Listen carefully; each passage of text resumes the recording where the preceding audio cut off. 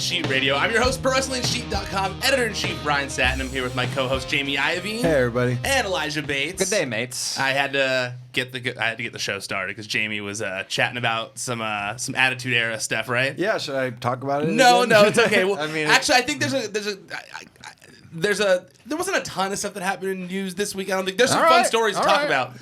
There are some interesting stories to talk about, but I also I reached out to Twitter for some random ass questions just to kind of do again the show. Oh, we got a lot of good ones. So a lot of them. We got enough to fill a good segment here. So we'll do that at the end. I think you'll enjoy that. You get to talk about some random shit there, Jamie. Like random. about Chris Jericho. To be fair, we all talk about random stuff, so you're not like being scolded right now. No, you're not being scolded right now. I feel that I'm being hindered my creativity. You're the one that gets mad when I don't get out of here at a certain time, so I'm trying to get us on a schedule here, Jamie. Ryan, I'm not commandeering this ship, sir. So get your crew in order. It's funny that did you guys see there's that garbage people thing over there? Yes, I did. Yes. Yeah. I don't know what is that? Something happened on Collider Live during the first episode where they called wrestling fans garbage people, Josh McCouga. And then he apologized, and I thought it was over, but then they got that. That's pretty sweet. Yeah. People have time at Collider. Yeah, there's definitely a lot of time for weird art. I made you a poster. Yeah, you guys can't see it, but it's two wrestlers fighting with garbage cans on their head, but it is not in the shot anymore like it was before. So, all right. Well, the biggest story of the week was obviously Simone Johnson, The Rock's daughter, training to wrestle at the WWE Performance Center. Because when you said Simone Johnson, you said it really fast, but I thought you said Samoan Johnson, and I thought that was like, are you trying to be funny and say like a weird way of saying Samoa Joe? Like I was like, well, wouldn't it be Samoa Joseph? But yeah, Samoan it would. Joseph. But I was like, wait, what? So I'm sorry. What's Samoan Joseph doing in the Impact I got Zone? real confused. No, Simone Johnson, it's The Rock's 17-year-old daughter. And apparently for the past 3 months, she has been training in secret of sorts at the WWE Performance Center. Now, in the past, she had expressed interest in joining the business. I think last year at the Golden Globes, she was an ambassador. Yes. And she did an interview with the Hollywood Reporter where she talked about how getting into the wrestling business is something that she was interested in. Well, that's the first time we talked about this. Yes, correct. And that was a year ago almost. Yeah, wow. That was in November. Time flies. Yeah. And then, after that, I would say, I think it was about 3 months ago. So it's kind of funny to me now that it's come out that she's been training for the past 3 months. I believe it was about 3 months ago when The Rock did an interview, and he talked about how he supported her going into the wrestling business in the future, and how he thinks that she's going to be a future champion one day. Okay. Now, I know there have been a ton of second, third generation wrestlers. Now, this would be the first fourth generation wrestler fourth in WWE. Like, I believe this is the first fourth generation. Nothing immediately comes to mind otherwise. Because Orton is like third generation. Charlotte is second generation. Curtis is third. So I feel like we talked. Bo Dallas and Bray we were Wyatt talking about second. her. Maybe or third. I feel like we cracked an egg on this conversation at some point. I don't already. think so. I don't recall.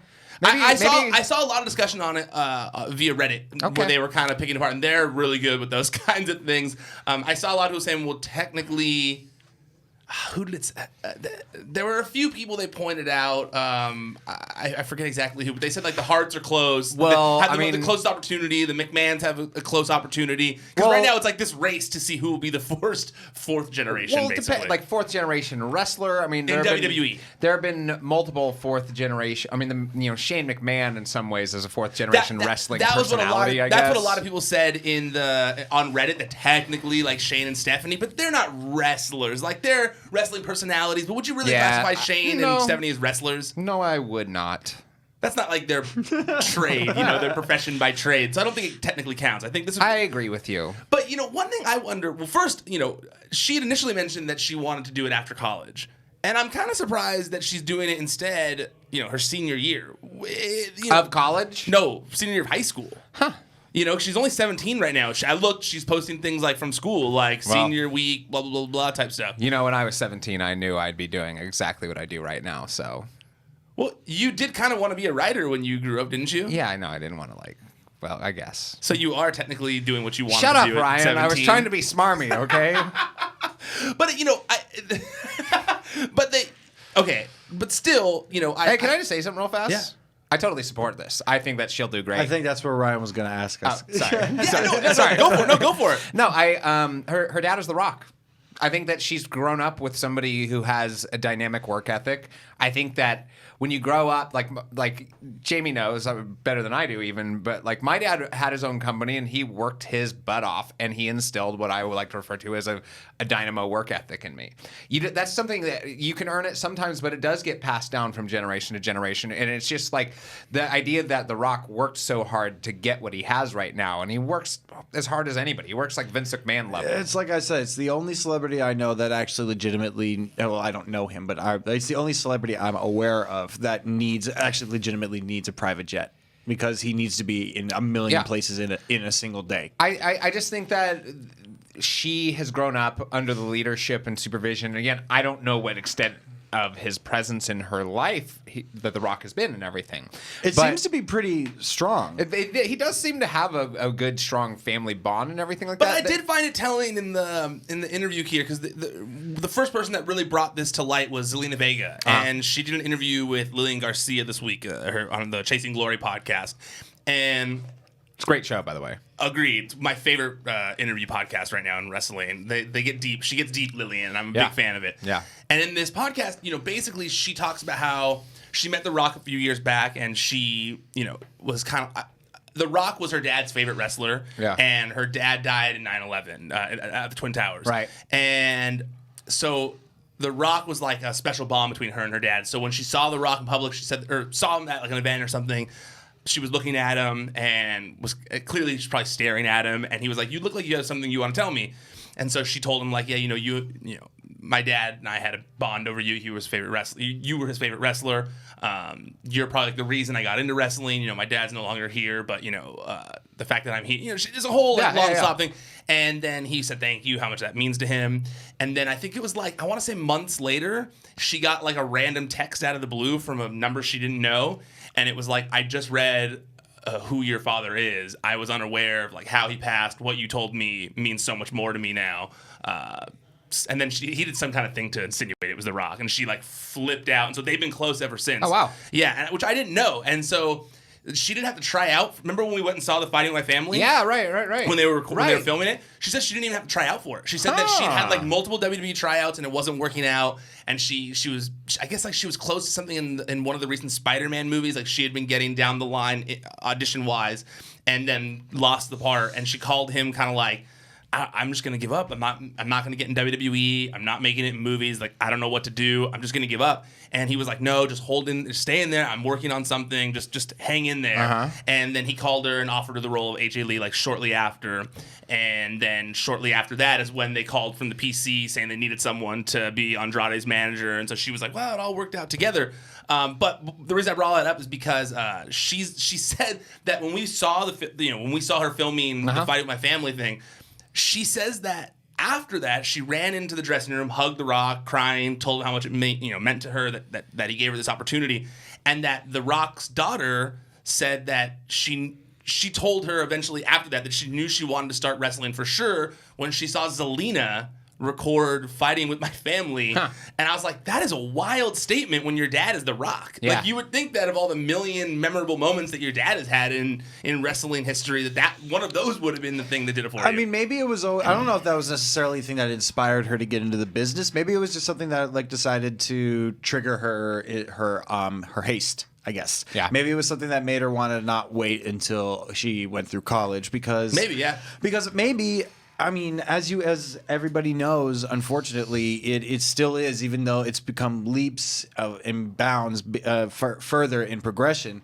It's still in the entertainment industry, especially hard as hell for women to get jobs. Yeah. Especially, it is a competitive, cutthroat world, especially in the world of on-camera stuff. Yeah. Oh, yeah. And you kind of waste time. Some people, I'm not saying it's right. I'm saying this is in the minds of some people. They don't want to wait until they're in their mid-20s to just start. Yeah. Like they want to be like when they're in their prime, when they're actually getting going, which, is not a wrong or right answer. The time will tell if... I mean, if you told me Noelle Foley wanted to grow up to be a pro wrestler And when I first saw Beyond the Mat, if you told me Noelle Foley was going to grow up to be a pro wrestler, I would have been like, oh, she'll probably take it to it like water, you know?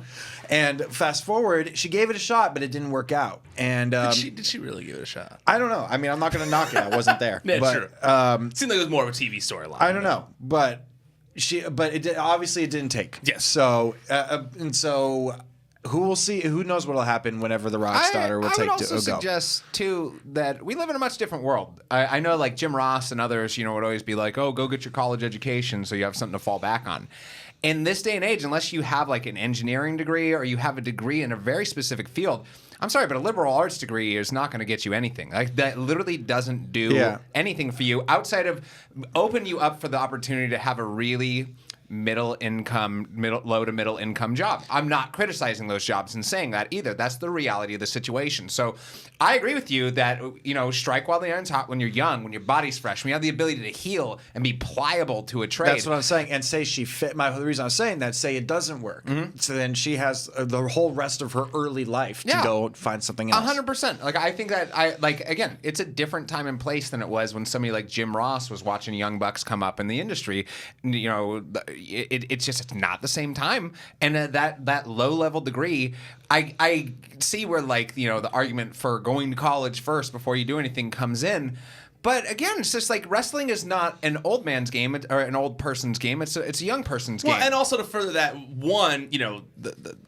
the entertainment industry, I remember when I was in school and it was like, oh, I should go to college. And I was going to college and then I started working on TV shows and it was like asking around, like, what did you do for college? Where did you graduate? What did you graduate? And it was all different stuff. And that's when I realized, like, you just need a foot in the door. Yeah. You just need a foot in the door. And if you have that foot in the door the field that you already want to go into, it's an opportunity. The thing is like, she could sink or swim, like you said. Like, she could sink or swim. It's all about what she does with that opportunity. If you're provided an opportunity, there's nothing wrong with being given an opportunity. It's fine. That's actually, you should feel stoked for anybody who does have an opportunity, as a matter of fact, that they have like a chance to do something. But it's all up to that individual to do something with it too. So time will tell how this turns out. I think she has all the potential in the world. Absolutely. She's got a great bloodline. She's got a monumental father for not just the industry, but the entertainment industry. Hell yeah. I hope that she succeeds. I hope she's, the next great one for that matter. And this is just, the warrior in me. If you guys had a kid, would you let them train? There's a warrior in all of us. Yeah. I know, yeah. The ultimate warrior, Ryan Satin. The one warrior nation. Yeah, you want to go to Warrior University? Where's your shit on me? If we get to high upper echelon podcast levels, if there isn't a "Where's your shit on me" shirt, that's the best. That's the best one. I would also like a Warrior University shirt too, with like an upside down W for the Warrior. Yeah, Warrior. It's Warrior. We don't know what we're saying anymore. Warrior University. The warrior in me. If you had a kid, would you let them train to wrestle at 17 years old?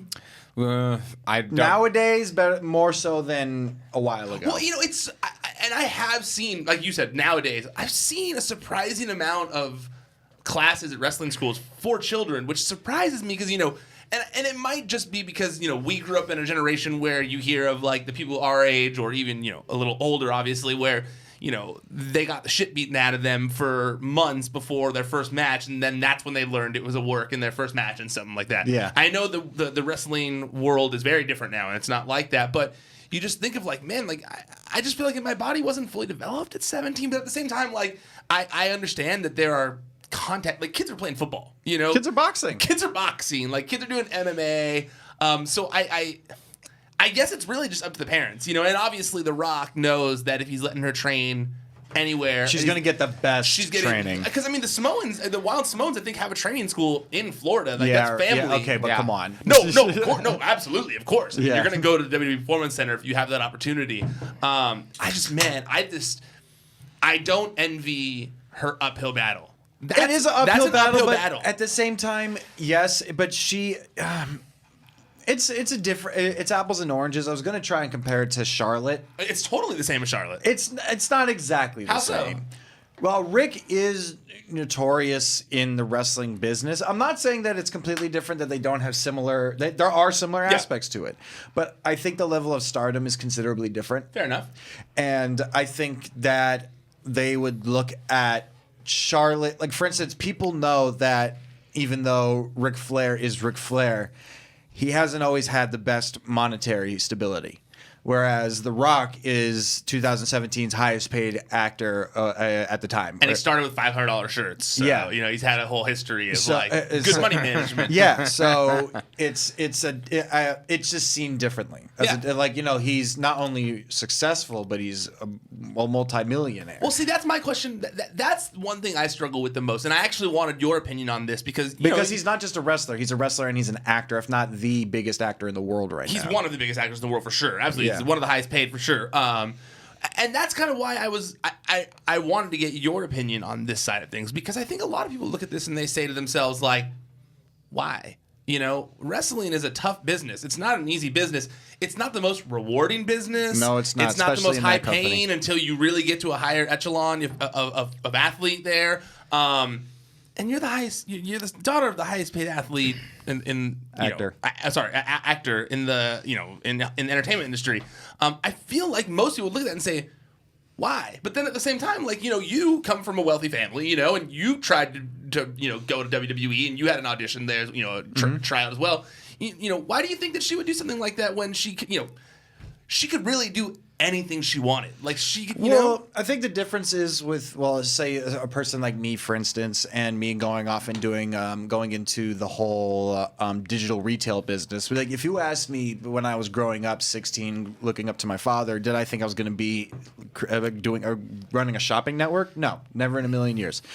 But that's just me, because I always wanted to go against the grain, because I knew wherever I was in the music business that I would have that attachment to me. Yeah. Just no matter what. It was just, I felt like it was an asterisk no matter what. Of course, yeah. And I felt that if I went to a place that I was passionate about and gave it a shot, that I had no safety net, that I'm sorry, Vince McMahon does not give a fuck who executive produced 8 Mile. Like, he does not care. No. He's probably not seen 8 Mile. Yeah, and he probably doesn't even know who Eminem is. I think he doesn't even know what 8 Mile is. Yes. Is that from the Mars Company? Is that a WCW pay-per-view? And so I wanted, for me, the reason I chose to go give my shot at the WWE, and then it turned in, from the audition, it turned into a position on the production side.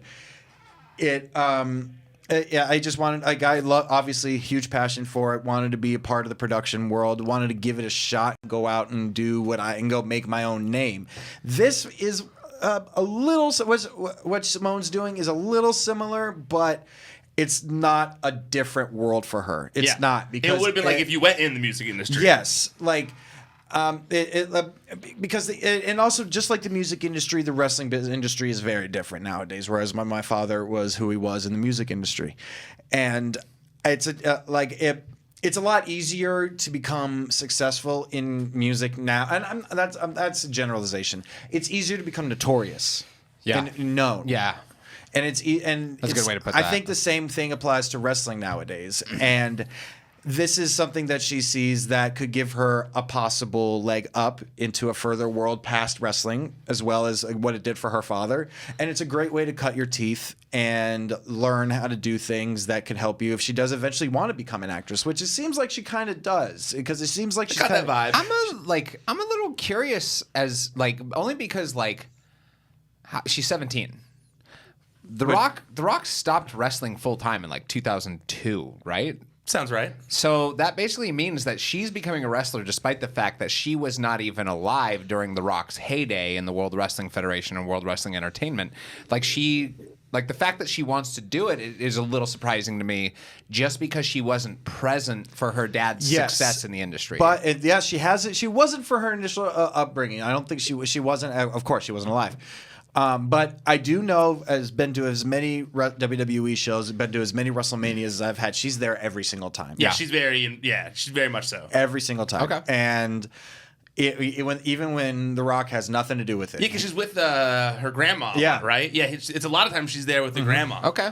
Which is interesting, too, because, the grandma was very much involved in wrestling. So, she was a promoter, yes? Yeah, she was a promoter. And Yeah. so I find that interesting that, a lot of times she's there with someone who, a lot of times she's at wrestling shows, not even with The Rock, she's with someone who has a history in wrestling as well. Okay. Interesting. A deep lineage in wrestling. So I don't think it's a passing phase. I think she has had this coming for a while. It is a very curious move. I mean, like I said, time will tell. You would think that. Yeah, I mean, The Rock seems like he's going to be someone who's supportive of no matter what his daughter wants to do. Yeah. Within reason, of course. But well, I mean, you can't be The Rock and tell your daughter that she can't become a wrestler. Yes. Yes. She, literally, that's how our entire family has made their name. Like, I just want to follow in your footsteps. It's interesting because, the eras of when The Rock got into the business compared to when she's getting into the business are much, much different. When The Rock got into the business, it wasn't so... What's the best way to put this? There wasn't the level of athleticism in the industry at that point in time, let's say the late 1990s, that there is in the present era right now. Yeah. She's coming into a much more...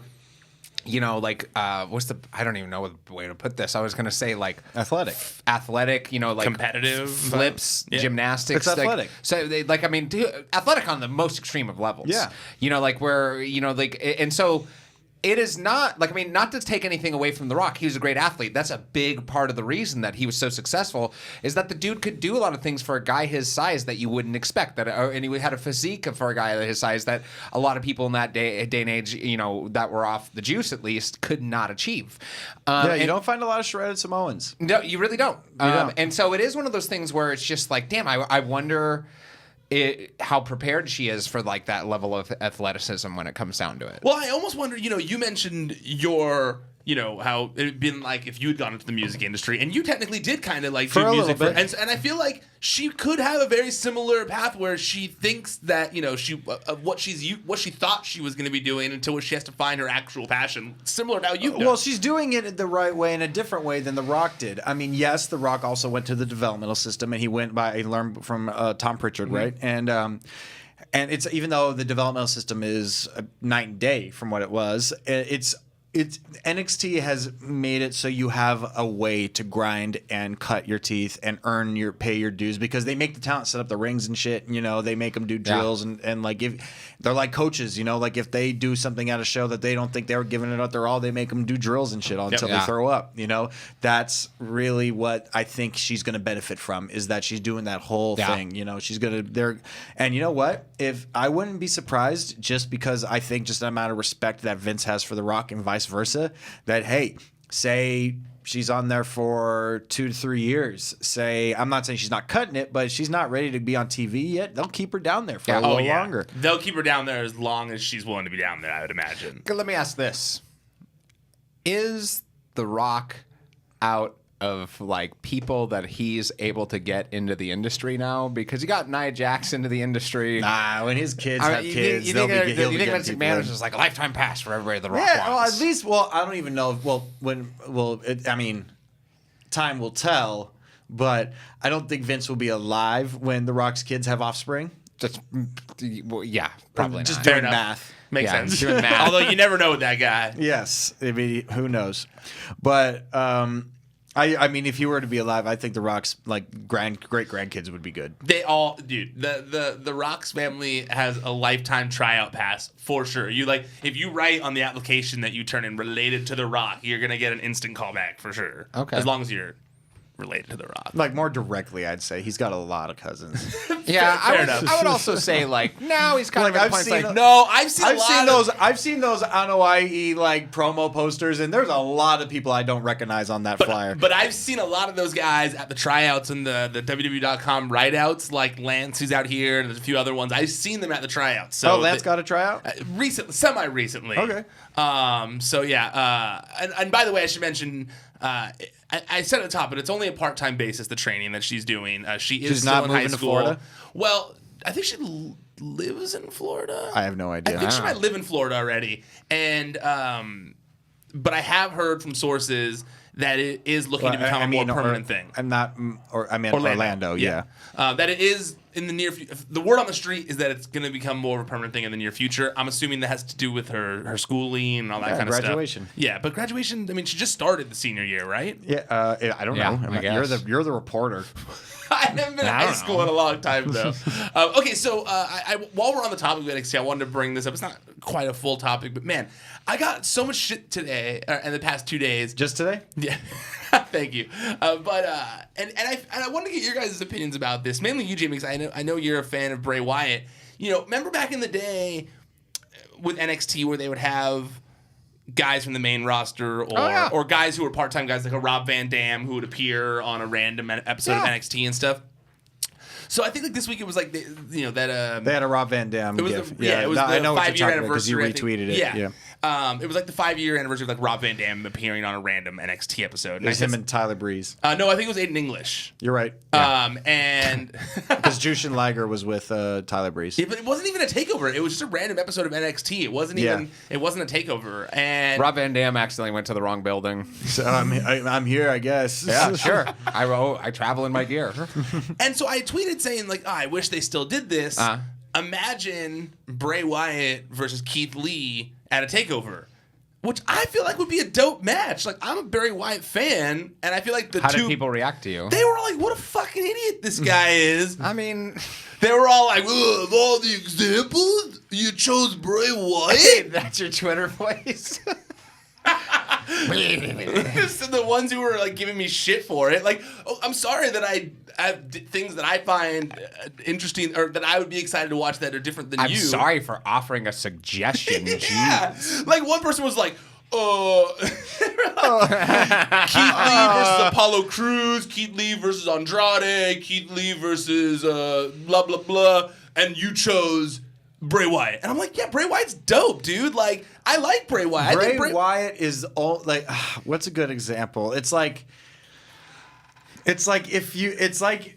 almost like when you put a hamster in a maze and you put cheese at the end of the maze, but there's a glass window at the end of the cheese because like it's like, okay, go get it. It's right there. But they're like, I can't because there's a barricade here and I can't. And it's really what that is. Bray is amazing on the microphone, amazing in the ring, unique on every aspect. He's a former WWE champion. He's a former WWE champion. He has one of the most interesting characters, at least in its inception. In recent history, he foundered a little bit recently, but Hey, wait, he has wrestled John Cena and The Undertaker at WrestleMania. Like, those are not things to sell short. Nothing against Andrade or against, who was the other one, Apollo? Hey, like, I'm sorry, but those guys haven't accomplished anything in the WWE yet, except for what they accomplished in NXT. And Apollo really didn't accomplish that much in NXT, too. So there's not much of a legacy to fall back on with that. I can understand that people would want to see it due to, like, the athletic nature of who he is. But that's just one of those, like, deep armchair quarterback statements where somebody is just like, how about this person? And it's just like, no. Like, Bray Wyatt has accomplished so much in his WWE career, and he accomplished so much, and the character who he is in WWE has its roots in NXT, too. He didn't just become some other character like Apollo basically has. And Andrade, although he's had a great last couple of weeks, has not accomplished anything yet in WWE. So Bray Wyatt is a perfect person to choose. I take your side on this. Thank you very much. Also, Bray Wyatt, people are knocking Bray, especially in this case, because he hasn't done anything of note yet, and that's not his fault. And I'm not trying to like carry Bray's like his flag here because everybody knows that I'm a fan of his. But the fact of the matter is that I brought it up because I knew you'd be on my side. Because you can't make it's all the booking. You can't look at me in the eye and tell me that Bray wouldn't be better placed on the card if he actually won a few matches. Yeah. You know. You can't look at me straight in the face and say like, "Oh yeah, it's just because Vince doesn't like." And that may be why, but it's because he's not a good worker. He's an amazing worker. Yeah, he's a great worker. That's why he wrestled The Undertaker at WrestleMania. You only get put. And by the way, he had a broken foot. Yeah, and he did it. You know. Yeah. Someone tweeted. They said, First, someone told me this is a very bad take. It's admirable that you still have faith in Bray Wyatt at this point, but he hasn't had a good match in forever and hasn't looked motivated. He's in had ages. great matches. He just loses them. That's how I felt about it. He's had great matches with Roman Reigns. He's had great matches with John Cena. He's had great matches with Matt. Those matches were great. That's how I felt about it. He Like, just I was lost them all. I was so confused about this. Like, I was like, man, if you told Bray Wyatt he had 20 minutes with a talent like Keith Lee at a takeover, he'd probably pumped and tear it out. Like, Okay, let me ask you a question then. Because the two people that you referenced that you said, I know that those are just examples, Andrade and Apollo, but they haven't accomplished anything. If you had to choose somebody who was formerly from NXT, who's accomplished a lot in the WWE, who you could see going into NXT, there's not a lot of other people outside of Bray Wyatt who you could actually see being sent down there. So, I know that to not And they're- shortchange and they're- this person, And this they're is not their full fucking. tweet. They're not fucking sending the Shield down to NXT. No. I'm sorry, they're just not. And to not, I don't want to fully put this person down, even though we made fun of what they said a lot. But like, they did have other examples. It was Keith Lee versus Apollo Crews, Keith Lee versus Samoa Joe, Keith Lee versus Sami Zayn. Joe would be a good one. Keith Lee versus Kevin Owens, Keith Lee versus Andrade, and you chose Bray Wyatt, the destroyer of careers, hot momentum, and pushes. Yeah. I don't know about that last part. Right? That's why- Whose push did he derail? And then they said He was a and major then they factor said- in the push of Daniel Bryan. And then they said of all the main roster talent to use with Keith Lee, Bray Wyatt is the bottom of the barrel. So of course people are going to question it. Bottom of the barrel. There are so many names in WWE that I can think of. Tyler that would be Breeze. considered bottom of the barrel, and not even Tyler Breeze. Tyler Breeze has been doing stuff at NXT and shown that, like, you know what? When given the opportunity, he can still bust it out. Like, I saw a bunch of clips from his match with Ricochet. I think it was last weekend, and those guys were like fucking all over the place doing stuff. Like, where I was like, man, I miss Tyler Breeze in NXT. There are much more people that are. I think that I don't think that there's value in somebody going back to NXT who was recently there. That's why Andrade is like, definitely not. He Totally. just left. Even Samoa Joe just left a Agreed. year and a half ago. The idea, there's an appeal to somebody who was there long ago. Homecoming. In the initial stages of NXT becoming what it is today. That's the kind of people that you would want coming back, is the legacy members of NXT to come back. Bray Wyatt is among that legacy, and not only that, but like. It would be like a collision of big bodies. That's though, how I too. looked at it. Like it would be, but not only that, but two big dudes who can go. Like that would be a really fun thing to watch. That's what I thought too. Well, me and you are in the same boat this go around. And apologies to the person who said there's obviously other great examples and everything like that. However, Bray Wyatt is not the bottom of the barrel. That's a factually incorrect statement. That's not even subjective or opinionated. Since it's been 5 years since the takeovers started, I think that's what these we're kind of seeing from these things. How long do you think it should be until? 'Cause I feel like it should have been now. How long do you think it should be until they do like an NXT homecoming type show where it's like old NXT alumni versus current ones? I think now is a good time. I feel like 5-year anniversary would have been perfect for that. I don't know. There are so many people I'd want to see from the main roster. know. I don't think like it's just the track record for NXT call-ups isn't good enough yet. You think that's the problem? I think that's the It problem. would be like a reminder of like how good It's they like, were when they oh, were allowed to be. Yeah, it's like, oh, like people who used to be interested in like, well, okay, Bo Dallas has had an up and down career. That's not being fair. But like it's Bo Dallas was the former NXT champion. You know, like Neville is not even there anymore. Yeah, know? but you could do like Sasha versus Kairi Sane and like I don't know. if like they did that, I would want it to be not an annual event. I would want it to be like a one-time every now and then kind of event, because like I just feel like, you know, sometimes like for instance, One Night Stand, which started out as an ECW event and then became like a normal WWE event before it changed to Extreme Rules or whatever the hell. But even with the WWE pay-per-views that happen on an annual basis, there's nothing special about them. There's nothing special about Hell in the Cell. Yeah, there's a Hell in the Cell there, but there's nothing really drawing you into that concept of the Hell in the Cell outside of the fact that you've seen Hell in the Cell matches before and you're going to see another one again. And so, like, if they were to do something like this, I don't want this to become an annual thing where we keep having Seth Rollins show up and he's just like, I was here first. Not to go off on a tangent, but I'm just so confused about the NXT's Hell in a Cell choice. I mean, okay, Jeff Hardy's going to do something crazy. Granted. SmackDown? Yeah. You mean SmackDown? What did I say? NXT. I'm sorry, SmackDown. Because Randy Orton, Jeff, right? It's like, the amount of work and tone and storytelling that they've been doing with AJ and Joe, you would think that that would go to Hell in a Cell. Yeah. Yes and no. While I agree with you, it'd be awesome. I feel like at this point, like Joe and AJ is the most well-built thing on the card. And I don't know if it necessarily needs the Hell in a Cell because I'm already excited to watch them go against each other. If it had just been Jeff Hardy versus Randy Orton without the cell, I would have been so fucking bored, and I would have been not interested in that. Still At least bored I'm by it. interested. You're not interested in Jeff Hardy's first Hell in a Cell match? Nope, not one bit. I think Really? No, because here's why. We've already seen people go off the top of this larger cell into the, Have we seen someone jump off? I guess we've seen this Shane elbow. did. Yeah, Shane did. Yeah, and We haven't seen like, a swanton off this Hell in a Cell. They better Shane did not twice. let him do that. Roka and I were talking about that on the recap show this week. We were like, fuck, he's going to do it, but how do you do that? Is Like, that this weekend? Yeah, Sunday. I don't know how, because that is definitely The only way I can think of Well, them doing it that's is that not they the bust high- out the Rikishi like Flatbed. flatbed kind of I thing. hated that, Me though. too. I hated that too. I think with this new this airbag announcers Well, table because that remember, they have. Shane's done it twice. And remember, each time somebody's moved out of the way. I mean, Yeah. he did it to Taker, then he did it to Kevin Owens.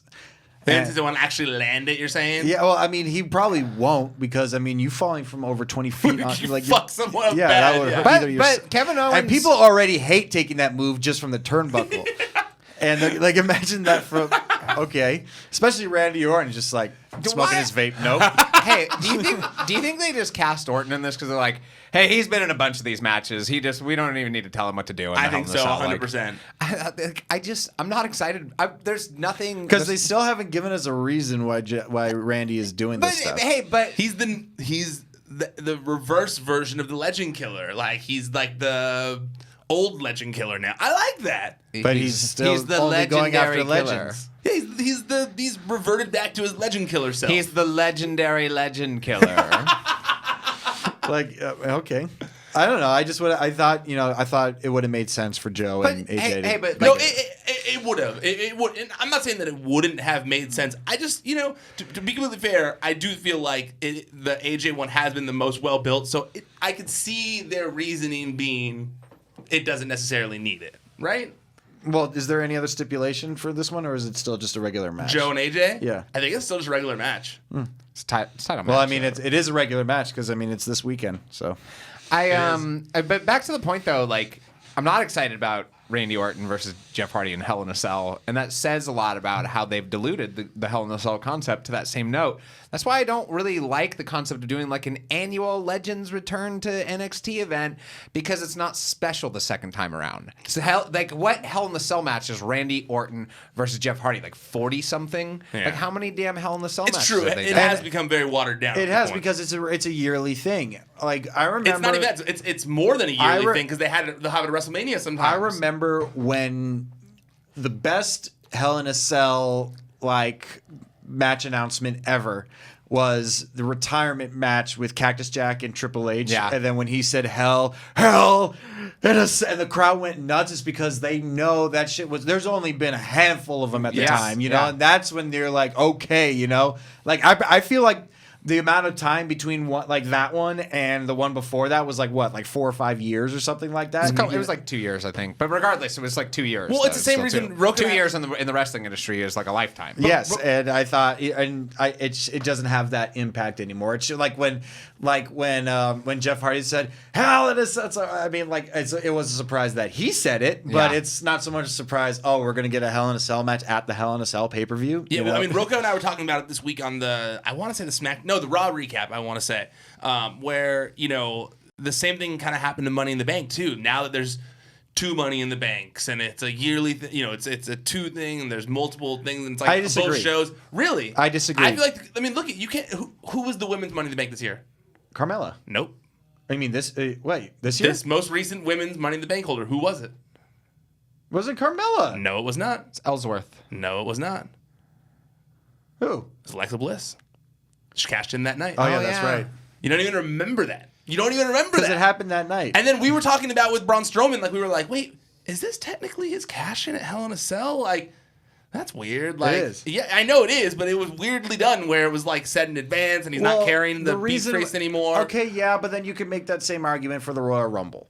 No, I mean, okay. Yes. Yes, I did. Well, to be fair, Because you can't tell me say that. you can't I mention did say every that. single Royal Rumble winner to me. Do it. To be fair, though, I did say when they announced the Women's Royal Rumble and the Greatest Royal Rumble that I thought it was Royal Rumble overload. Well, that's more than one Royal Rumble a year. There's still only one, like two, like There's 3 Royal Rumbles a year. No, now. I'm talking about for the Money in the Bank match. There's still only one per gender a year. True, but there's still 2 of them. Still, okay, yeah, but then the girls have one now, which I don't mind at all. No, I don't mind the girls have it. I just feel like it's overload. I feel like it's less special when there's like they're just handing them out like candy. To me, I don't think they're handing them out like candy. To me, it serves as a storyline purpose just as much as the Royal Rumble does now. I think it's part of that whole part of the schedule of WWE programming. Whereas, like, okay, January means we're gonna find out who's gonna challenge for the title, you know, or as whenever I think it's April or March, whenever that rolls around.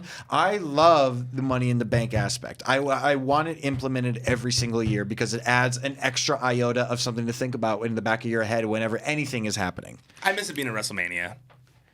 I don't like it being its own event. Just like Hell in a Cell, I don't like being its own event. I be like that as it may. It can move there as well. Yeah. But it happening every year. I like that. I think it serves a purpose. No, I think I agree with you that it serves a purpose, obviously, but I feel like it's lost a little bit of luster for me. But back to the Hell in a Cell point that we were talking about.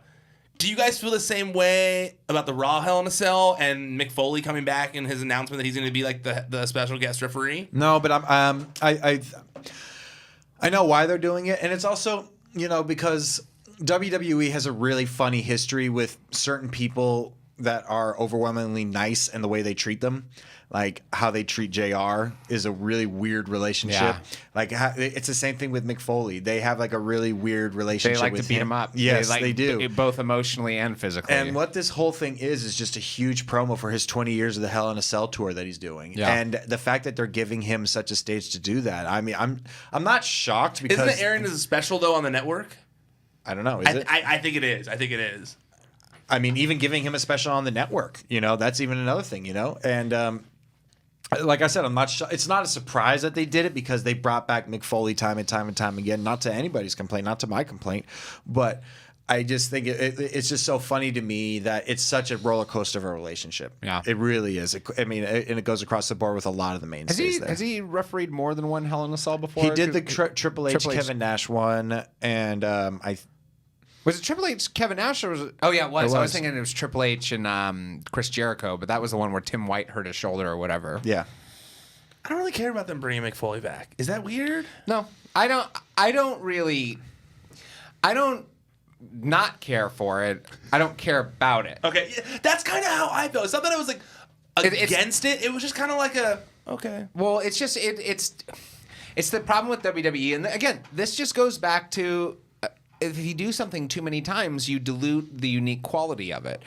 We've seen Mick Foley be the referee in a Hell in a Cell before. We've seen him be in Hell in a Cell matches. We've seen him talk about the Hell in a Cell. We've seen him I was take just a beating. about to say that, and please don't take it as we are diminishing that feat of the Hell in a Cell No, it's match. why I got into at all. wrestling, No, but I've heard about whatsoever. it. There's only so many times I can hear someone talk about it. Me and us three, one of us the ref, one of us is Taker, and Mankind could probably reenact the match beat by beat. would be Easily. We probably could.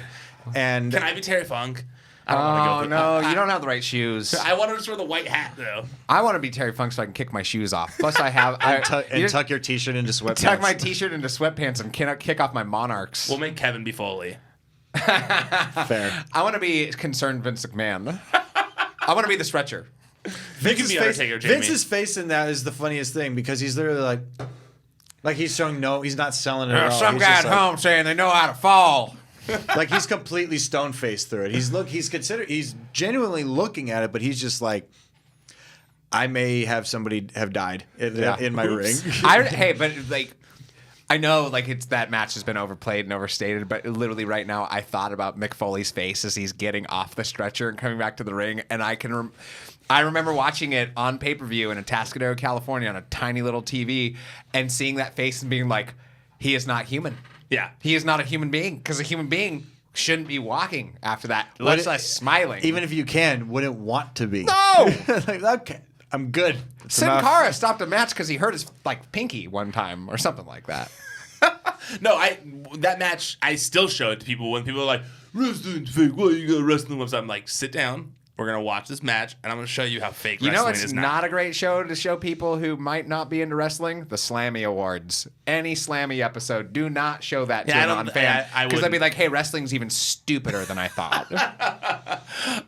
Okay, well, moving on from the Mick Foley's thing. If you want to hear more about discussion on Mick Foley's return to Raw, go check out the Raw recap we did this week. It's myself, Roka. It's available on the YouTube channel. It's also available in the audio feed. But we go into everything that happened on Raw this week. I didn't love all the Mick Foley stuff, so there's much more. The promo was good. I just didn't really like. It's just like I've heard him talk about it so many times. Like it just didn't really interest me. I don't know what Elias had to do with it.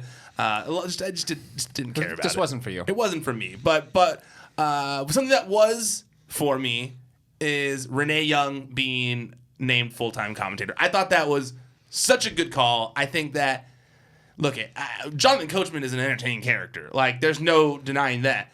But, man, he's had a rough return to WWE, especially when it came to commentary. Like, it didn't even feel like he was watching the show sometimes. Yeah, that's what I brought up. Like, half the time they would, like, you could hear audibly. If you go back and watch just a few, even not even, like, a few weeks ago, it's just, like, Corey even just looks at Coach, like, are you watching, dude? Like, what are you talking about? Like, he's, like, said this audibly on air, and it's just, like, we've said this before. Yes, we're happy. We don't want anybody to be unemployed, of course, and it was such a great thing that WWE picked up Coach when he had to be let go from ESPN, but it was phoned in, man. It was the most phoned in performance I've seen on commentary in a very long time, and I like I said, I enjoy Jonathan Coachman. I think I like what he did with Coach ESPN in his and prime WWE. was great. A heel Coach in his prime was one of the most detestable people in a good way. I am a little bummed though that they're not moving him to the backstage interview position as opposed to the pre-shows that they're going to have him on. The way that they're doing this, it kind of feels like they're phasing him out. I mean, I hate to say it, but it is what it is. It's the writing on the wall.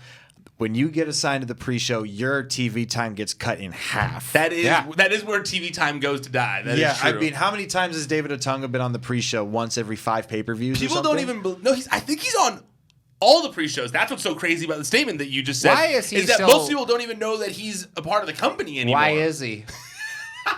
No, seriously, why? Because I thought at first I watch maybe pre-shows, and I like his insight when he drops yeah, stuff. that's fine.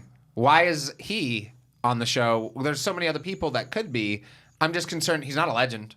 Yeah, he can talk, but just as part of me, it's just like, what the hell? Like, he's not married to Jennifer Hudson anymore. That's which what I I feel was like saying. is the whole reason that he was kept in the company is because she won an Academy Award and they wanted some degree of separate, because she came to some of the events. And it was just like, hey, like that was the only reason that David Otunga was employed. I felt like I'm You use Otunga no. fan? I was gonna say I like Otunga. I think he's a great guy. Oh, no, nothing personal about him. But he seems like one of those people who, and there's a He few knows in where the company. somebody's buried. Yeah, I was just gonna say he Shit. knows where somebody is somewhere because man, Is he a lawyer? Yeah. Okay, Yes. well that's probably another reason too. Harvard lawyer. Like he was like, yeah, well trained. Whoa, now the Harvard fan? No, Harvard's great, but I mean, the guy hasn't been using his degree. Come on. No, he has. Oh well, never mind. I don't know. No, I remember when I was at TMZ, that was like one of the stories I did on him where he was still taking cases pro bono just to like keep his his chops up. Is he working? Does he have like a law office right now? I think Can we call the offices of Otunga and Schneider or something like that? I think that he does work at a law office. Like he can be hired through a law office. He takes pro bono cases. I believe the last I checked that interest him. Like, I would love it if he was like an independent counsel, like working in like a small claims court for people who didn't have the money to pay for a show some lawyer. respect. He's a former tag team champion with John Cena. True. It's true. Now you say he's not even a vet. Why? That's why he's on the pre-show. There's a little kid who is a former tag team champion. It doesn't mean anything to me. Nicholas on the pre-show in Get 2020. I would Nicholas on the enjoy that. pre-show. I want Nicholas's voice to change on the pre-show. I don't really care about it that much, though. I thought Nicholas was Sam Roberts. Isn't that the same person? What? No, I'm just kidding. Okay, so I think that's all we've got to say about Renee Young being named. There's Hey, it's nothing- great. It's We great. talked It's about great. it at length Sabu last had time. a horrible opinion on it, but Sabu's had a lot of Oh, Sabu has a horrible opinion about fucking everything. Everything. the dude has a crappy background. He the thinks last it's couple okay years. to say the N-word. Literally a crappy background. Yeah. Blood showers. Okay, another big story this week was Ric Flair getting married for the 5th time. I couldn't imagine getting married at 80 years old or however the hell old he is. Like, what's the point at that age? Like, what is the point at that age? Hey, I don't know. He's something he wanted to do. They're Getting happy. married is something that people did back in the day. 69 years old. Sorry. Excuse for Oh, Rick to wow, that's party. why. But Nice. I mean, I'm glad you brought it up because I was so happy. I mean, it was only in a wrestling wedding. Only in a wrestling wedding would the groom walk out to a song by the Migos and with the front row of the wedding be The Undertaker. I think Lil Baby was there. And who was a rapper. Rodman. Dennis Rodman. And Well, the front row was Rodman, Conrad, Thompson, And The Undertaker. and and yeah, a few other people, and Charlotte. And Charlotte. And The Charlotte's new sister. horseman.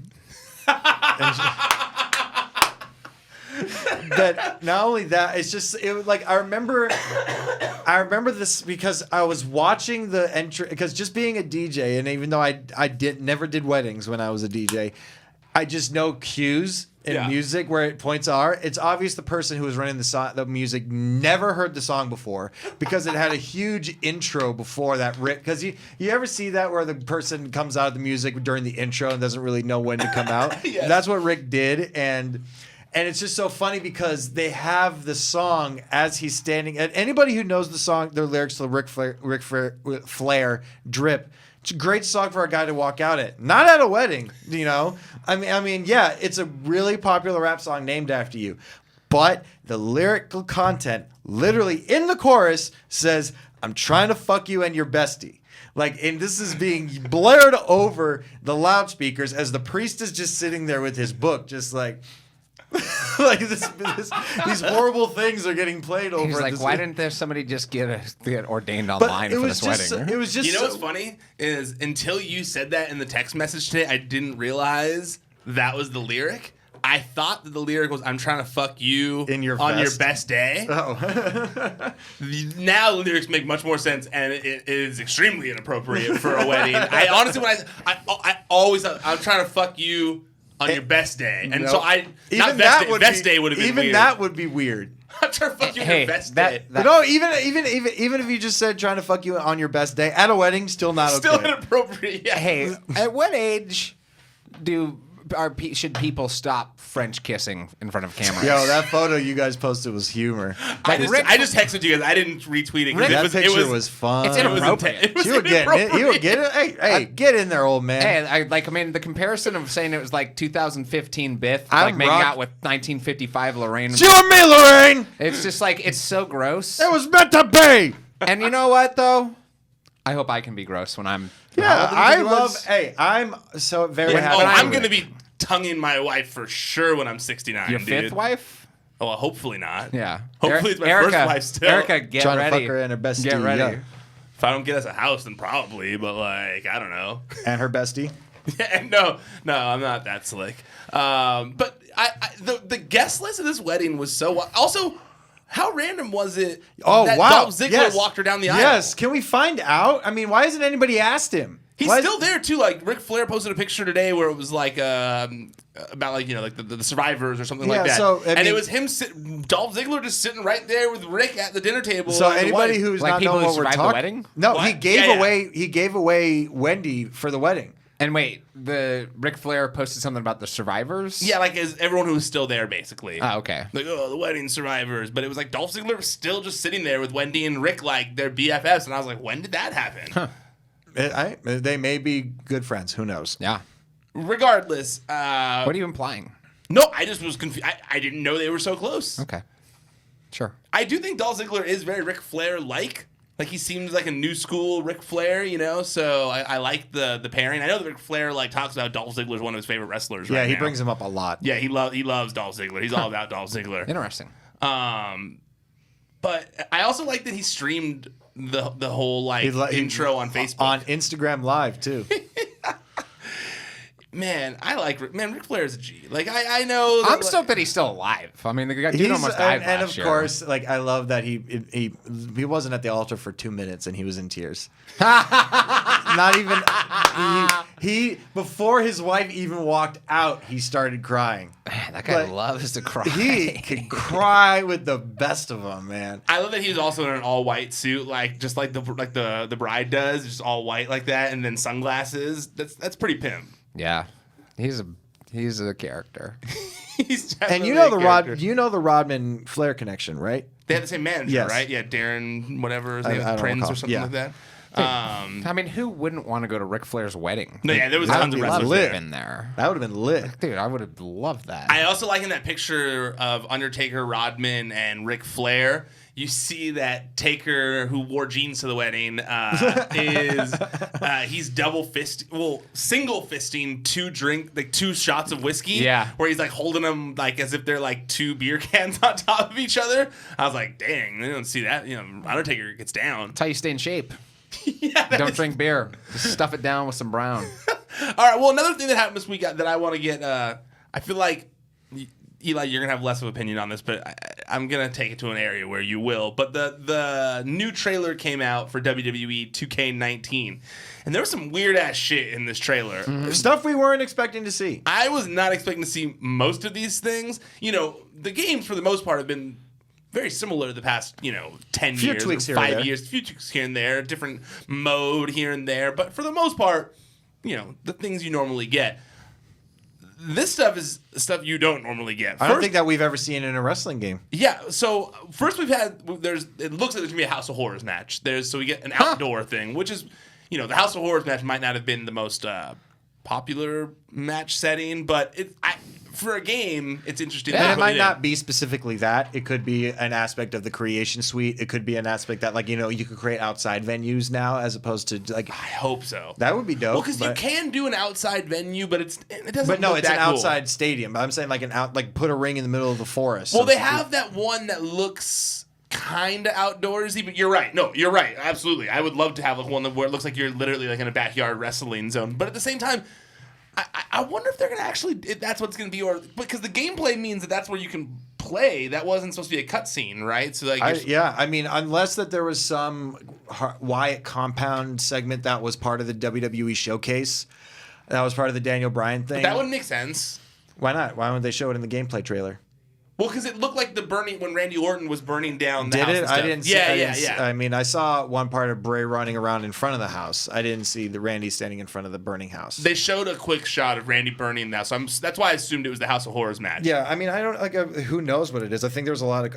I think a lot of people are asking questions about a lot of stuff on that. Do you think if that is what it is, that's a mode you'd really use? It may not. I mean, it may not be that. It may be. If it is, may though, be I'm a just Hardy saying- compound match. It very well could be a Hardy compound match. It could. And it's something else to do. I don't know. Because I never really fuck with the backstage ones. I usually stick with the matches. I don't really mess with it too much. I don't do the backstage matches that start in the backstage. You take them backstage Yeah, sometimes, sometimes. If I sometimes because I have eras. I have different shows, but at different eras. Yes. Like my Attitude Era show has the hardcore title, so. Well, then you have to take that Yes, backstage. of course. One of the other things I was confused by was Zombie Triple H. They showed Yes. zombie mode, and it almost looked like the zombie toys that they have out. Yeah. Yeah, and Solid Gold AJ Styles Yeah, I'm assuming that was just part for of the $1 Million Challenge thing. Yeah, the Zombie Triple H thing didn't quite look. It looked like it was more than just an attire. It wasn't just a new attire that he was wearing. it looked from a lot of the trailer, it looked like a lot of the stuff that you would find in the cheat the cheat section of GoldenEye. Like big head mode and stuff like that. Like there's a picture of Xavier Woods loves. There was a clip of Xavier Woods doing a dive, but it's big head mode, and he was like, I've been waiting for this forever and stuff like that. And then somebody tweeted at him, and he died over, and I thought it was hysterical too. They said, "How do you know it's just not little body mode?" And he was like, "That would almost be better." Yeah. I didn't see that. That's great. The tweet that he said that I loved, he said, I honestly have no idea if big head mode is a thing in the new game, but if it is, then I'm ecstatic. If it's not a thing, and my head is just actually this large in the game to house my huge brain, then the same emotion applies. It's funny. I feel like this generation has no idea what big head mode is. No, it was Right? a big thing back then. That was a thing in our generation. That was a thing in most of it. What game outside of GoldenEye did they have big head mode? NBA 2K. No, yeah. I say NBA 2K. That's not what it's NBA called. Jam. NBA Jam. There we go. Yeah, you're right. NBA you're Jam right. had the big head mode. Why? Quake had big head mode. Even though Why it's was kind of big a head similar mode game. a thing? Is this because they could do it? I think that is 100% Like, is that why. the only reason why they're like, hey, we figured out how to make him give him big head? Because a lot of games you could do that Game Genie thing, and big head mode was involved too, where like you could do it in the Game Genie for other random ass games too. So I think it was just like an easy. Like a I'm programming guessing it's thing? an easy programming thing that you can just do. Huh. Well, does it give more damage if you do like No, a headbutt? You know what it looks Not like really. to me? You know what I think it very well could be? Is that whole challenge thing, the whole challenge tower thing? Because remember, because you have played the Injustice towers and the Mortal Kombat towers. Can't stop playing Injustice. They change up the attires a little bit to fit whatever narrative they're telling in that specific challenge. So it very well could be one of the challenges: defeat an army of zombie wrestlers. You know, that could just be part of the challenge tower. Let's see how many you hope can that beat. is that's actually a good guess, Jamie. That's my solid guess. That's a really good guess. That makes the most sense of all this, because I was watching the trailer like, what? There's just gonna be all these random ass modes, but that makes sense because when I play like Injustice or Mortal Kombat, when they throw those, like when you're doing the tower thing there, and they throw in the random things that make stipulations that make things all different when things are flying on you and cutting from the ground and stuff. Are you looking forward to the game? Absolutely. Yeah. I am. I mean, like, yeah, there are going to be things you can nitpick about it, and you could go on and on and on. Easily. But the fact of the matter is, in terms of right now, it's the best wrestling simulation we got. It is, absolutely. straight up. And where they lack in innovation, they make up for it in content. And we get a lot of wrestlers, a lot of creation suite, a lot of stuff to play with. It's not the perfect sandbox, but it's a big sandbox with a lot of toys. Some of them are broken, but but by and large, a lot of them aren't. And that's why I like it. And, until somebody just reskins No Mercy, this is what we got. It's mind-blowing that No Mercy is still referenced. Well, it's one of the perfect segue, since you guys just brought up No Mercy. When I asked for questions on Twitter today for the show. Oh, yeah. Aaron Turner, who hosts Best of the Rest on the podcast feed, on the Wrestling Street Radio podcast feed. The first episode went out Saturday, so last week.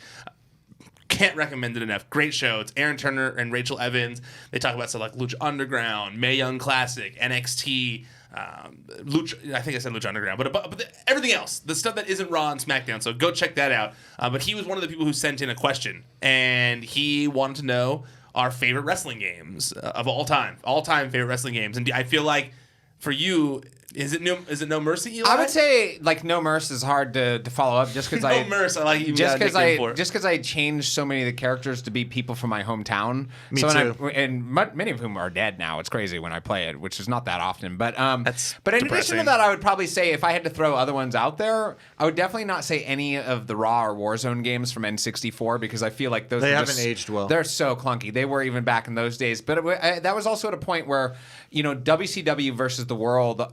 WCW World versus Tour. NWO World Tour, which was the first one on N64, but that itself was a takeoff of WCW versus the World on PlayStation 1, which I had. It was the first one where you kind of had that charging thing where you'd hold the button longer to do a grapple. Those were originally a takeoff of virtual pro wrestling from Japan. And I feel, but I would probably put WCW versus NWO World Tour second, only because Scott More Norton, so than Revenge? Yeah, more so than Revenge. Well, only because it introduced the concept of that kind of game. Revenge amplified it, and you had La Parka, and you had all these other great characters. In World Tour, you had a bunch of nobodies, but there was a move. Scott Norton had like this devastating clothesline punch that would literally like knock people out to the point like where it was just this move that he would do. Where when my brother and I, who was the main person I played it with, when we would play it together and we did that, we'd be like, the match is over. Well, he just killed that person. With me, my favorite of all time, I would have to. It's a toss up between.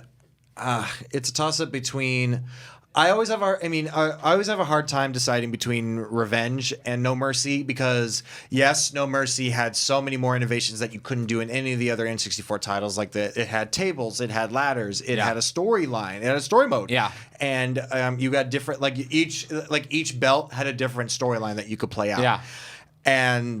But Revenge didn't have any of that. But very much like yourself, I associate a lot of late night sleepovers with my friends playing Revenge. Yeah, You know, like I didn't do that as much with my friends. Revenge because also felt like WCW of that era too. Yes. That it had a lot of momentum for itself when it came out because it was at the height of WCW's popularity before they kind of went downhill. I mean, then you could always. I mean, everybody says "Here Comes the Pain" on PlayStation 2. I don't know if you ever played that one, but that one was pretty stellar. Yeah.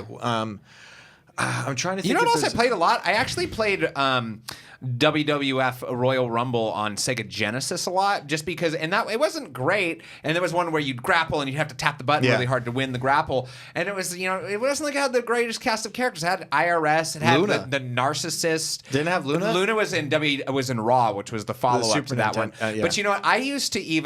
I would start off a Royal Rumble, and my brother and I would just we'd leave the controller there and just we'd take bets on who is going to win the Royal Rumble. And we did that. We watched Royal Rumbles take place in the video game version of Sega That's Genesis dozens of times and just bet on who was going to win the match, actually. Remember that really shitty Royal Rumble arcade?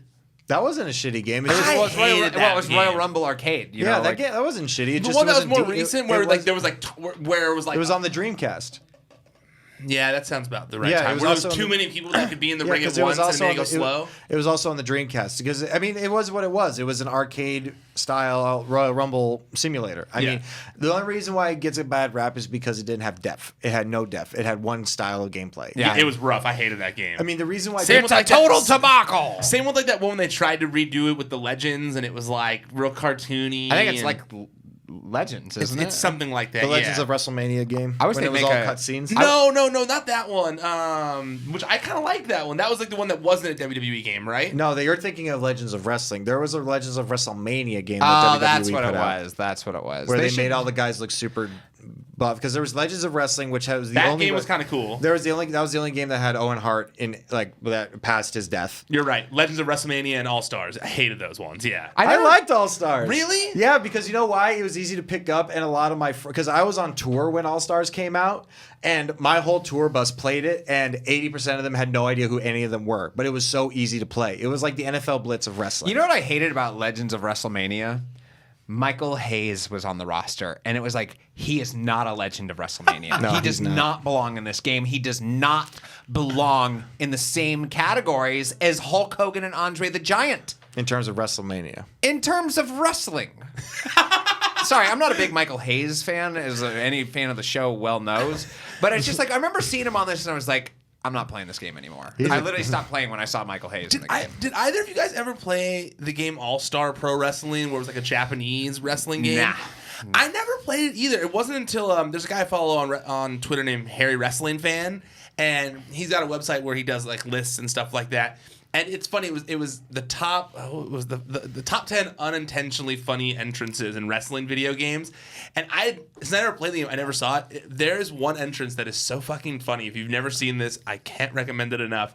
It's the entrance of Ricky Dozan in the game, and he was dead at the time. So the people who made the game thought that it would be like respectful since he's dead to not have him do like a normal entrance from the ramp. And so in the game, instead, he does his entrance from heaven. And I'm gonna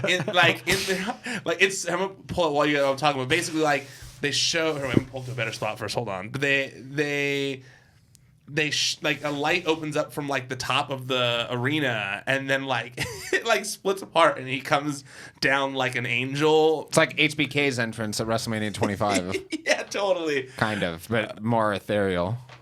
Yeah. I was just getting rid of the. Oh yeah, but it's one of the most awkward things you've ever seen. Oh, I've seen this on because somebody made this a meme. I think I might have done that. So, yeah, you might have done that. That's funny. It I cracked. didn't. Well, now that I know the context, that's even funnier. Yeah, it's so good. If you've ever seen this But video, he comes down like this. he comes up with his arms at his side all the way down from the top, like a statue that lands in the ring and then walks. That's It's the funny. best. Is it over? Are you guys still watching? Yeah, it's my favorite thing. Okay, so His face. Hey, wasn't there a non-wrestling game that used the No Mercy engine? Yeah, the Def Jam wrestling games. Huh. Yeah. Why the hell did they do that? And nobody else. They were dope. I played it actually. It was a lot of fun. And Yeah. I just never have understood why they never went back to that gaming engine though. There's the gaming engine is called the Aki engine. Yeah. And I don't. There was some legality that, like, if something happened when THQ went out of business, so I don't know the exact details. Bryce Yang at 2K Sports told me, because they have the title now, but they told me why they no longer are able to. Because if you think we're the only people that want them to remake that, then you're mistaken. To remake Revenge? Like use the gaming engine. Well, the engine is pretty similar. But update the roster. It's not that similar. Like the whole hold down A to grapple. It's not that. Well, it's strong and weak grapple, basically. Yeah, but it's a lot more simplified controls. True. Honestly, I would be, and I know Fire Pro Wrestling is basically It's a different version of that. Yeah, I was going to say, but I wouldn't mind them doing like an old school N64 emulator with all the current roster. That's what I'm saying. Yeah, That's what it would be. Yeah, that'd like, be cool. And you know why? Not so much to make, like, to sell for $64. It would be purely for the mobile. That'd be. I would. If that was a mobile game, I'd buy that for sure. Yeah, absolutely. I'd buy it right now. Okay, so here's another question. This one came from @UberTieGuy, and he said, "Do you think? UberTieGuy. Do you think NXT signs too many indie stars that will inevitably get lost in the shuffle?" Who wants to go first? You can go first. No, I don't think they're signing too many people. I think that they're not adequately training them to get over on a larger scale. Because when you go to the same people in the same crowd over and over and over again, of course you're going to get over. I don't think that while WWE does adequately prepare you for how to talk on a microphone and how to take bumps and how to protect yourself and your opponent, it doesn't necessarily teach you how to transition all that well. Yeah. If you look at all the people who have successfully transitioned, it was like, okay, yeah, they were going to succeed whether or not. Like it's like they kind of succeeded in spite of themselves. Like whenever, like Samoa Joe, for instance, you're like, why does he even at NXT? He didn't need that. And he did great things there, but it was only a matter of time before he got called up. You can't say that about Tyler Breeze. You can't say that about Adrian Neville. You can't say that about Bo Dallas. You can't say that about, at the time, you couldn't say that about Big E Langston, And even though great things have happened to Big E since then. And I just don't think that I think that it is about a 90 to 9. And what do I know? Because I'm not training any wrestlers. This is just from an outsider's perspective. But from what I see, and just based off of their track record alone, I don't think that they adequately get them ready for a ever changing audience. Whereas you're playing because what a lot of people don't understand about the NXT audience, it's a lot of regulars. Yeah. Oh yeah. It's a mainly lot of regulars. Yeah. And it just because they're getting a great reaction. It's because they know them. They're used to it. They're chanting their theme songs because they know them by now because they've heard them a million times. Yeah. And it's very misleading seeing somebody, they're getting crazy reactions. People are saying this is awesome. And at the Full Sail Arena, it's like, yeah, good. Nothing taken away from anybody who's done those things. NXT has produced a lot of great talent. It's just that based on their track record, they do great until about the 98% mark when they were loading their creator wrestler in terms of the loading time. It starts buffering around 98%, my opinion. I don't know. To what Jamie's saying, I was just thinking about Edge always tells the story about the first time he had like a dark match appearance at WWF at the time, and Scott Hall was still with the company, Razor Ramon, and the piece of advice that Scott Hall gave him was just like, you need to stop playing to 40 people and start playing to 4,000 people. You can't do that at the Performance Center. You can't play to the large crowds that are going to be there. And kind of one of the only, I love NXT. One of the only criticisms I'd give it is just that, like, it's really difficult to gauge how a large audience that's not filled with straight up diehard NXT fans is going to respond to somebody until they get to the main roster. So I think it's more of a quantity over quality exercise in a lot of ways, in the way that the WWE probably looks at it. It's like, yeah, it might seem like they're signing every indie guy because they're these people that know how to wrestle, they know how to tour, they know how to live the lifestyle of a wrestler in a lot of ways. So it makes sense that they'd sign these people who are not going to give up on the industry when they realize that travel is rigorous and difficult.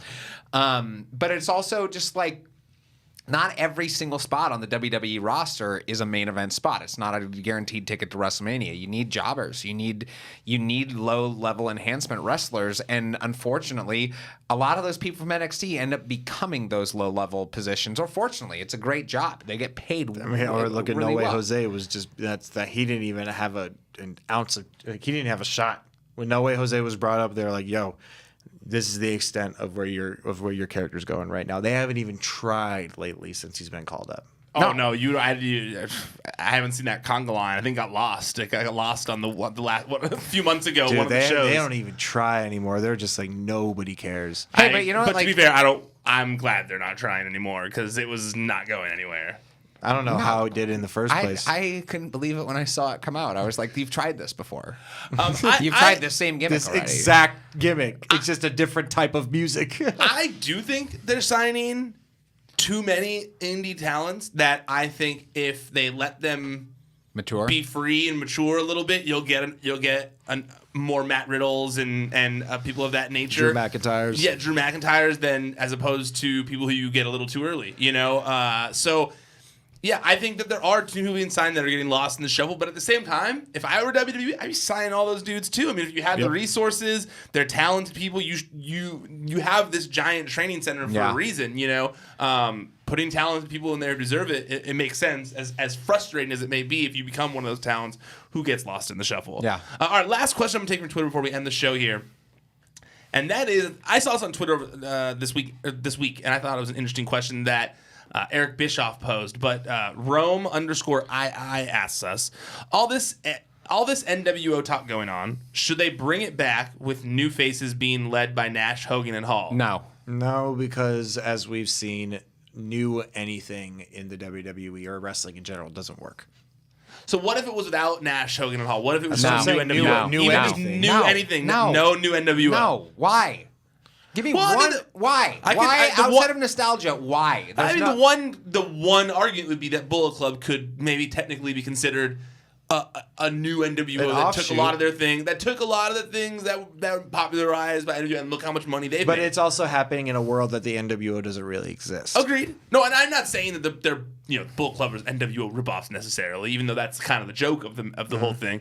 But I think the argument could be made that the name NWO is a money making name, and if you put three, you're telling me what about this scenario? What if it's John Cena turning heel and becomes the Hulk Hogan of the matter? No. Still no. No. Too derivative of what's already happened in Too the past. derivative. Also, the NWO came about at a time where the line between fiction and reality was beginning to be blurred in the pro wrestling industry. That's why people legitimately wondered if Scott Hall and Kevin Nash were still employees of the World Wrestling Federation at the time.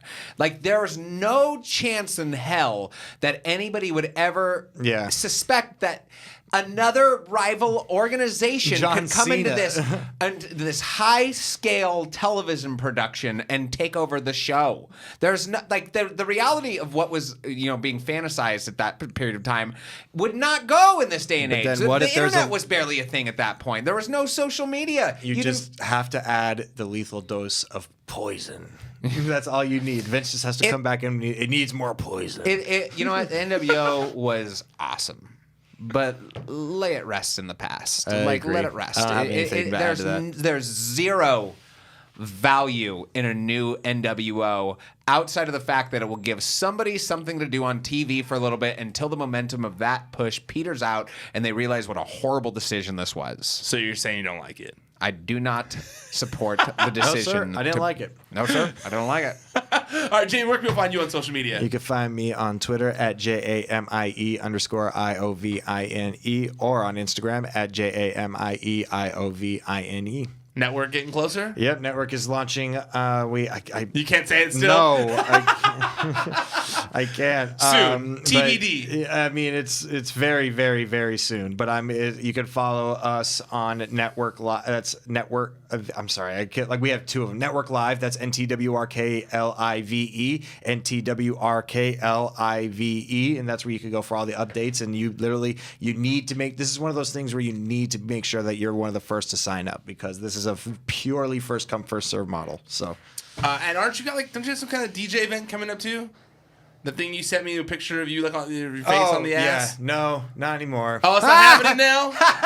No, there was a conflict with the guy I was putting it on with. Son of a bitch. It's not my fault. It's a cool poster. I like the flyer had your face on on a girl's ass. Wasn't my fault, but yeah, unfortunately, that's not happening tomorrow. Eli, where can people find you at? You can find me on Twitter at Elijah Bates or on Instagram at Brindlebeard.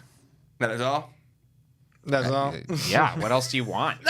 I'm just kidding. You can find Want me. my address? Jesus. You can give it to them if you want. I won't. And you can find me. I'm at Ryan Satin on all social media. The website, ProWrestlingSheet.com. It's at Wrestling Sheet on Facebook, Instagram, and Twitter. Also, if you're just listening to the audio of this on the Wrestling Sheet Radio audio feed, go check out the video. This whole thing has been on video. You can see our faces. You can see Eli's reactions that he's really only been giving to this camera that you can't really see via audio. So check us out on there. It's youtube.com/c/wrestling sheet. That's the same place where the recaps that I've been doing with Roca. The video of that is there as well. And just other stuff, news hits, random lists, all those kinds of fun things. Also, check out Collider Videos, Collider.com as well. But Collider Videos on YouTube has tons of different shows, tons of different stuff on there available for nerds that I can't recommend enough. There's a bunch of awesome stuff on there.